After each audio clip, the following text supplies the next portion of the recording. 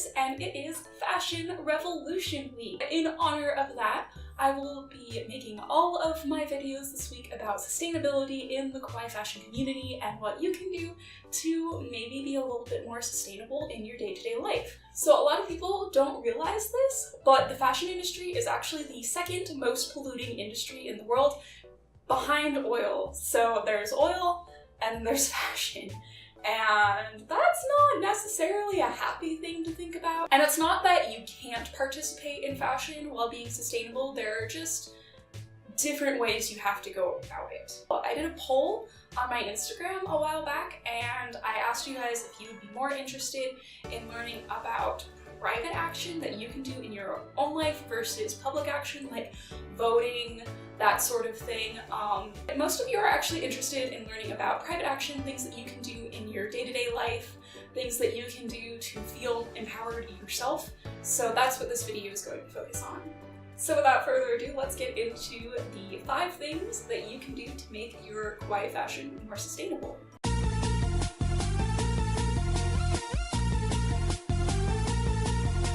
My number 1 tip, and the tip that I give people all the time, is to buy used whenever you possibly can.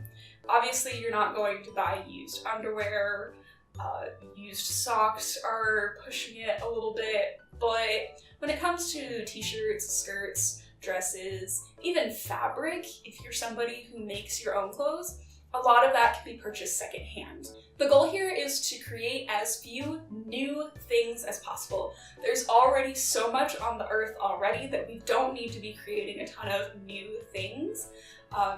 What you want is probably already out there somewhere, you just have to go find it. I find it's easier to buy your extravagant statement pieces like funky vintage sweaters, brand pieces, things like that online on places like Depop, Poshmark, Mercari, that sort of thing, even Facebook sales, because it will be much easier to find more sought after pieces online because people don't want to give that to Goodwill, they want to sell it and make money off of it. And then when it comes to basics like your plain t-shirts, your plain jeans, your solid colored things, those are much easier to find in physical local thrift stores. Obviously, you want to support locally owned thrift stores first before you support Goodwill, Salvation Army, places like that. But if all you have in your area is a Goodwill, that's still better than buying from Forever 21.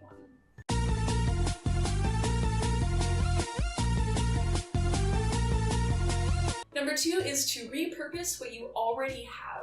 So this is the shop your wardrobe portion. Can you dye something that you have? Can you embroider something that you have? Can you add lace to it? Can you add a ruffle to it? Can you add a bow to it? Can you sew a patch onto it? There are all these different things that you can do to things that already exist in your wardrobe. You want a crop top, crop t-shirt that you already have. It's so easy, especially when we have these big, huge fast fashion wardrobes, that chances are what you have might already be in your closet, you just forgot about it because you purchased so many things this year. Tank tops can easily be made out of an old t-shirt that you don't wear if you just cut off the sleeves. Tank top. You can take an old skirt, an old full skirt, cut the hem off of it, gather it up, put a waistband on it, and there's a Lolita skirt. I've actually done that a few times to a few thrifted garments. If you have a garment that you don't like the cut of or the style of, but the fabric is really cute, you can actually cut it up and use that garment as fabric to create a new accessory like a small purse or a head bow or anything like that, maybe even like a little neck scarf. And this goes outside of fashion as well. You can paint old furniture to make it cute and fit your aesthetic. You can make your own home decor. You can do all kinds of stuff with used items that you already have. The possibilities are really endless. Like, the limit is just your own creativity here.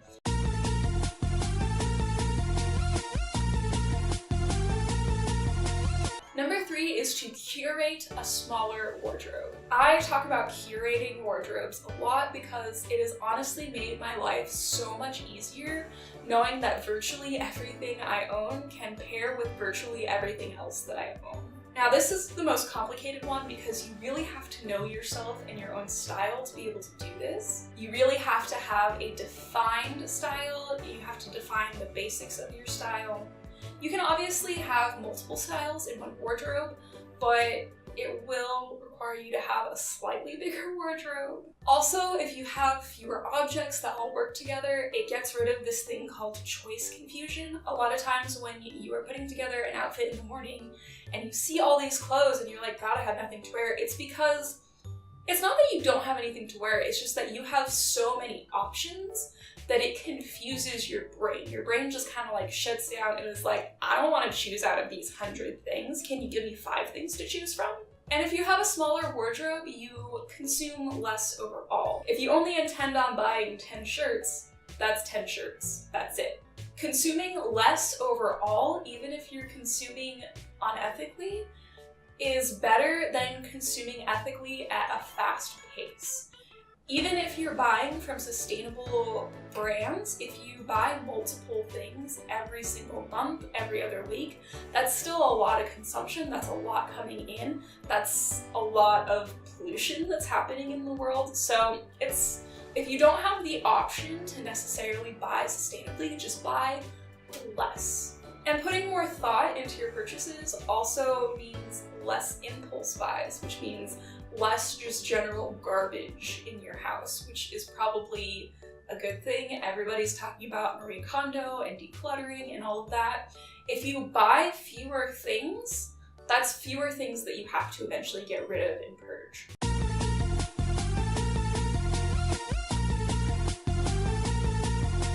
Number 4 is to use what you already have as long as possible. This is slightly different from point number 2, repurpose what you already have, because this one is actually about using what you have. A lot of this involves taking care of the things that you have a little bit more, washing in cold water, using gentle detergents, not using bleach or fabric softener. I personally just use one eco-friendly detergent, and then I have these little wool dryer balls that de-static in the dryer, so I don't don't ever use my dryer at a high temperature, and I air dry garments that should be air dried. And then I always use cold water. I never let hot water touch my clothing, because that's what causes shrinking, that's what causes fading, that's what causes all kinds of awful things. I also use garment bags for anything that might catch on anything else. You know, I always make sure your zippers are pulled up. And it's really just about preserving what you have as long as you can so that you can use it longer. You also can learn how to remove stains or to cover them up with an embellishment if you ever spill anything on something. Learning minor repairs like darning your socks, sewing on buttons, repairing burst seams will also make the lifespan of your garment much longer. The longer you keep your current clothes around, the less you have to consume overall. Let's say you have work clothes that you have to wear. If you have to wear a white button-up and a black pair of slacks, if you constantly wash your garments in cold water, you won't have any discoloration, so they'll look new longer. If you hem your pants to the right length, they won't drag on the floor and get frayed and nasty looking. And if you put the buttons back on your shirt when they pop off, you'll have to buy them less frequently. So you can keep those clothes in your wardrobe as long as you possibly can before you have to replace them.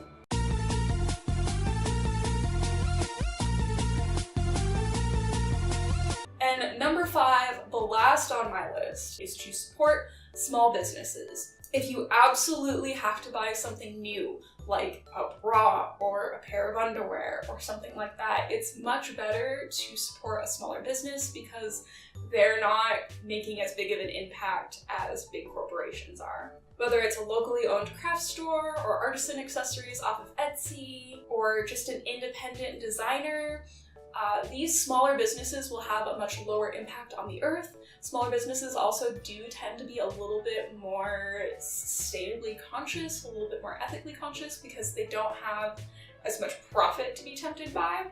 It's important to put money into the small businesses as much as you can, because you know that that's actually going to a real live person who put actual effort and love into their products, and not, you know, a wealthy billionaire CEO who's just getting wealthier. So those are my 5 tips for making your kawaii fashion more sustainable. Feel free to give me some feedback on this. Feel free to leave some comments down below with some ideas that you think I left out. And I will be back with some more sustainability next time. I hope everybody has a good day, and I hope everybody takes the time to watch some more media about sustainable fashion. The True Cost documentary on Netflix is really good, and it's very easy to access and talks about a lot of important stuff, so that's a good starting point for a lot of people. I also have a playlist on my channel full of different fast fashion resources that can just teach you about the industry and what's going on and consumerism and all of that. And I will see you all next time. Bye!